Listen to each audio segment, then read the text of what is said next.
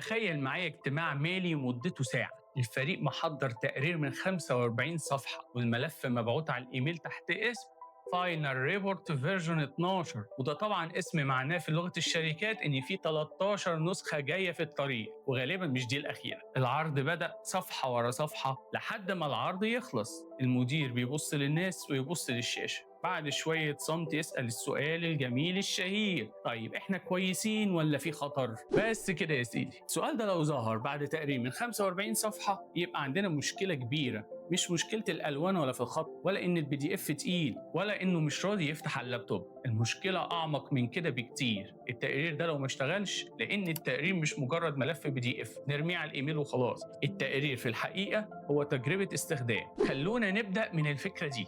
القارئ مش مشاهد، القارئ مستخدم، يوزر. هو مش قاعد قدام التقرير عشان يستمتع بمنظر الأرقام، هو داخل يعمل مهمة محددة، عايز يفهم، يراجع ويقرر أو يكتشف خطر مستخبي. فلو التقرير اتصمم كأنه لوحة جميلة مش كأداة استخدام، القارئ هيضيع. مش لازم يكون في زرار في الصفحة عشان يبقى فيه يو اكس. القارئ وهو بيقرأ التقرير بيعمل نفس اللي بيعمله في أي تطبيق أو موقع، بيدخل بيدور وبيقارن وبيسأل نفسه هو ايه المهم دلوقتي والتفاصيل فين. لو التقرير ما جاوبش يبقى بالظبط زي تطبيق شكله شيك وحلو بس اول ما تفتحه ما تعرفش تعمل فيه حاجه. الفرق ان التطبيق الوحش يخليك تمسحه، انما التقرير الوحش يخليك تدخل اجتماع تاني، ودي عقوبه قاسيه شويه. التقرير الكويس لازم يعمل زي التطبيق الناجح، يقول لك انت فين وايه المؤشرات الحرجه وفين الدليل وايه القرار المطلوب. لكن اللي بيحصل غالبا ان التقرير بيتعامل كانه شقه مفروشه، نحط كل الارقام اللي تلاقيها في اكسل ونرصها ونقول للمدير اتفضل. بس القارئ مش جاي يسكن،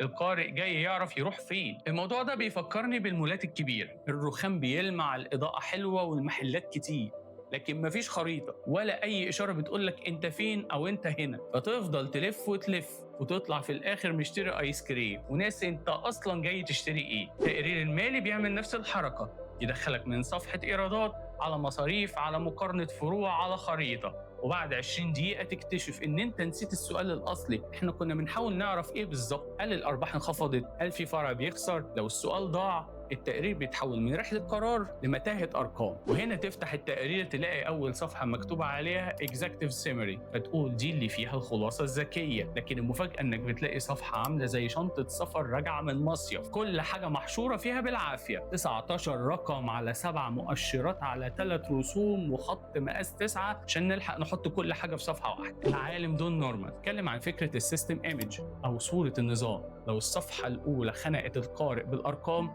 هيكمل التقرير وهو بيدور على الأكسجين، وهينتهي بالاجتماع بجملة ممكن تبعتوا لنا ملف ونراجعه بعدين. ودي في لغة الشركات معناها احنا ما فهمناش حاجة. لما التقرير ما بيجاوبش على سؤال واضح، القارئ بيبدأ يخترع طريقة بنفسه، ودي بداية الفوضى. تلاقي كل مدير قسم اختار رقم يدافع بيه عن نفسه، مدير الإيرادات ماسك الإيراد، والمالية ماسكة الهامش، والتسويق ماسك الزيارات. وفجأة التقرير بدل ما يوحد الفهم بقى موزع أسلحة، والاجتماع بيتحول من نقاش بيزنس لبرنامج مصارعة مؤشرات. معلومات زي الطوب ممكن تبني بيها بيت منظم، وممكن ترميها في الشارع وتقول للناس اتفضلوا وانتوا ابنوا براحتكم. التقرير الوحش بيرمي الطوب والتقرير الكويس بيبني الطريق. تعالوا ناخد مشهد لشركة عندها مشكلة، المبيعات زادت بس الربح قل.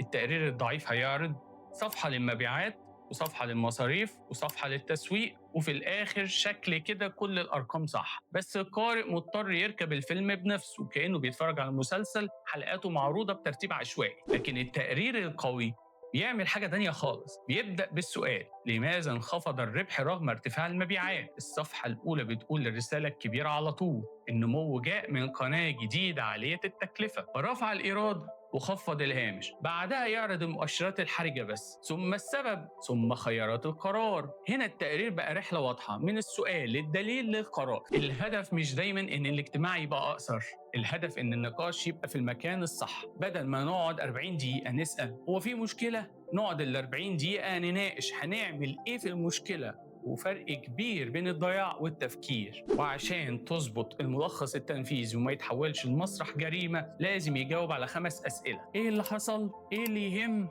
إيه هو أكبر خطر وإيه هي أكبر فرصة وأروح فين لو عايز أوصل للتفاصيل. خد بالك من السؤال الخامس، أروح فين؟ دي فكرة التنقل أو النافيجيشن. الملخص الذكي بيقول لك انخفض الهامش بسبب قناة الاستحواذ الجديدة. التفاصيل في صفحة 8 وخيارات القرار في صفحة 15.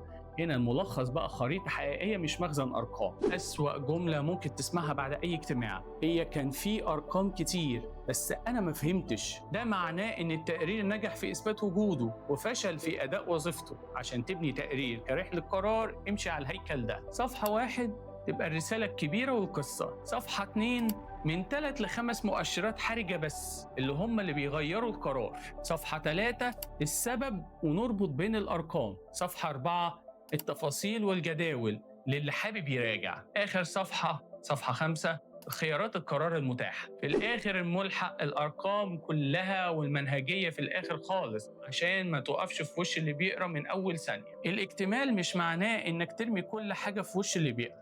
الPDF مجرد وعاء أو طبق ممكن تحط فيه أكلة حلوة جدا وممكن تحط فيه بواقي التلاجة وتسميها فيوجن. الملف مش بيضمن الفهم والتصميم الحلو مش بيضمن الاستخدام. التقرير الحقيقي هو المسار اللي بيمشي فيه عقل اللي بيقرأ من عدم وضوح لوضوح ومن معنى لقرار ذكي. المرة الجاية لما تخلص تقرير وتلاقي المشكلة والأسئلة البدائية بدأت بعده اعرف إن التقرير كان جزء من المشكلة وصمم التقرير بتاعتكم كرحلة مش كمخزن أرقام. شاركوني في الكومنتات كم مرة دخلتوا اجتماع وخرجتوا منه بميتنج فولو اب لمجرد ان التقرير كان مكركب. ما تنسوش تتابعوا الحلقة الجاية عشان نهندس الفهم سوا. اشوفكم على خير.